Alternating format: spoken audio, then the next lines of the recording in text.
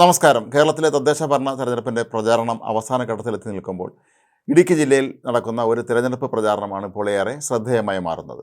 CPMൻ്റെ മുൻ MLAയും മുതിർന്ന CPM നേതാവുമൊക്കെ ആയിരുന്ന എസ് രാജേന്ദ്രൻ അവിടെ BJPക്ക് വേണ്ടി വോട്ട് തേടി ഇറങ്ങി എന്നുള്ളതാണ് ഇതിൻ്റെ ഏറ്റവും വലിയ പ്രത്യേകതകളിൽ ഒന്ന്. ഇടമലക്കുടി, ദേവികുളം മേഖലകളിലൊക്കെ തന്നെ അദ്ദേഹം ഇപ്പോൾ സജീവമായി BJP സ്ഥാനാർത്ഥികൾക്ക് വേണ്ടി വോട്ട് പിടിക്കാൻ ഇറങ്ങിയിട്ടുണ്ടായിരുന്നു. ഇതേക്കുറിച്ചുള്ള മാധ്യമങ്ങളുടെ ചോദ്യത്തിന് അദ്ദേഹം പറഞ്ഞ മറുപടി, ഞാൻ നേരത്തെ തിരഞ്ഞെടുപ്പിന് മത്സരിച്ച സമയത്തൊക്കെ തന്നെ എന്നെ സഹായിച്ച വ്യക്തികളെയും അവരുടെ ബന്ധുക്കളെയും ഒക്കെ തന്നെ സഹായിക്കാൻ വേണ്ടിയാണ് ഞാൻ ഇപ്പോൾ സജീവമായി ഇവിടെ എത്തിയിട്ടുള്ളത് എന്നാണ്. SFIയിലും DYFIയിലൊക്കെ പ്രവർത്തിച്ച് CPMൻ്റെ ഇടുക്കി ജില്ലാ കമ്മിറ്റി അംഗമായി മാറിയിരുന്ന എസ് രാജേന്ദ്രൻ ഒരു തവണ ജില്ലാ പഞ്ചായത്ത് പ്രസിഡന്റും 3 തവണ ദേവികുളം MLAയുമായിരുന്നു. 2006 മുതൽ തുടർച്ചയായി 3 തവണയാണ് അദ്ദേഹം ദേവികുളം MLA ആയിരുന്നത്. 2021 അദ്ദേഹത്തിന് സീറ്റ് നിഷേധിക്കപ്പെടുകയായിരുന്നു. അവിടെ CPM സ്ഥാനാർത്ഥിയായി നിശ്ചയിച്ചിരുന്നത് A രാജയായിരുന്നു.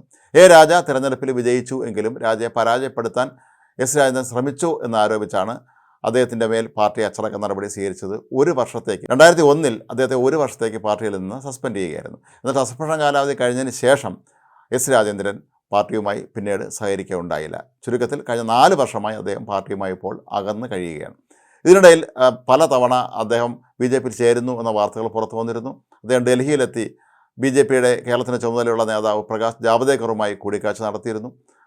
എസ് രാജേന്ദ്രനെ ദേശീയ SC/ST കമ്മീഷൻ അധ്യക്ഷ സ്ഥാനം അല്ലെങ്കിൽ സംസ്ഥാന BJP ഉപാധ്യക്ഷ സ്ഥാനമൊക്കെ തന്നെ BJP വാഗ്ദാനം ചെയ്തിരുന്നു എന്നൊക്കെ വാർത്തകൾ പറഞ്ഞിരുന്നു. എങ്കിൽ പോലും അത്തരത്തിലൊന്നും തന്നെ സംഭവിച്ചിരുന്നില്ല.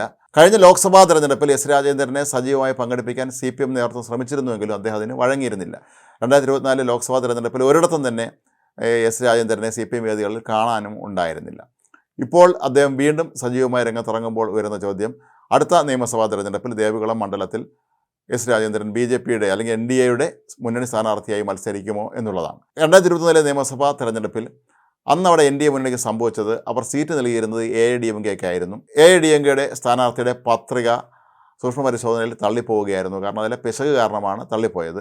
ധനലക്ഷ്മി എന്നുള്ള ഒരു വനിതാ നേതാവായിരുന്നു അവിടെ NDA മുന്നണി സ്ഥാനാർത്ഥിയായി മത്സരിക്കാൻ നോമിനേഷൻ നൽകിയിരുന്നത്. എന്നാൽ അവരുടെ പത്രിക തള്ളിയതിനെ തുടർന്ന് പിന്നീട് ഒരു സ്വതന്ത്ര സ്ഥാനാർത്ഥിക്ക് പിന്തുണ നൽകേണ്ട അവസ്ഥ NDAക്ക് വന്നിരുന്നു. എന്നാൽ എസ് രാജേന്ദ്രൻ തങ്ങൾക്കൊപ്പം നിൽക്കുകയാണെങ്കിൽ ഇക്കുറി നില മെച്ചപ്പെടുത്താൻ കഴിയുമെന്ന് തന്നെയാണ് BJP വിശ്വസിക്കുന്നത്. കാരണം എസ് രാജേന്ദ്രൻ പണ്ട് കാലത്ത് തന്നെ മൂന്നാറിലേക്ക് വന്ന തമിഴ് വംശജരുടെ ഒരു പരമ്പരയിൽപ്പെട്ട വ്യക്തിയാണ്. അതുകൊണ്ട് തന്നെ ആ തമിഴ് മേഖലകളൊക്കെ തന്നെ അദ്ദേഹത്തിന് വലിയ തോതിലുള്ള സ്വാധീനമുണ്ട്.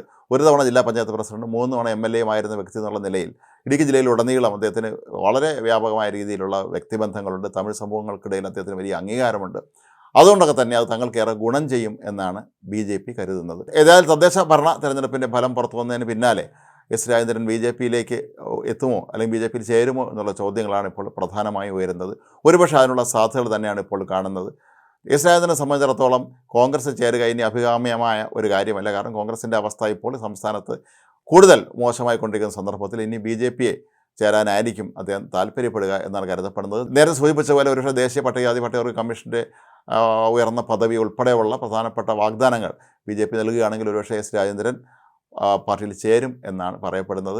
ഏതായാലും അടുത്ത നിയമസഭാ തിരഞ്ഞെടുപ്പ് നടക്കുമ്പോൾ ദേവികുളം മണ്ഡലത്തിൽ താമര ചിഹ്നത്തിലായിരിക്കുമോ സഖാവായിരുന്ന എസ് രാജേന്ദ്രൻ സംഖ്യയായി മത്സരിക്കുക എന്നുള്ളതാണ് എല്ലാവരും ഇപ്പോൾ ആകാംക്ഷയോടെ ഉറ്റുനോക്കുന്നത്.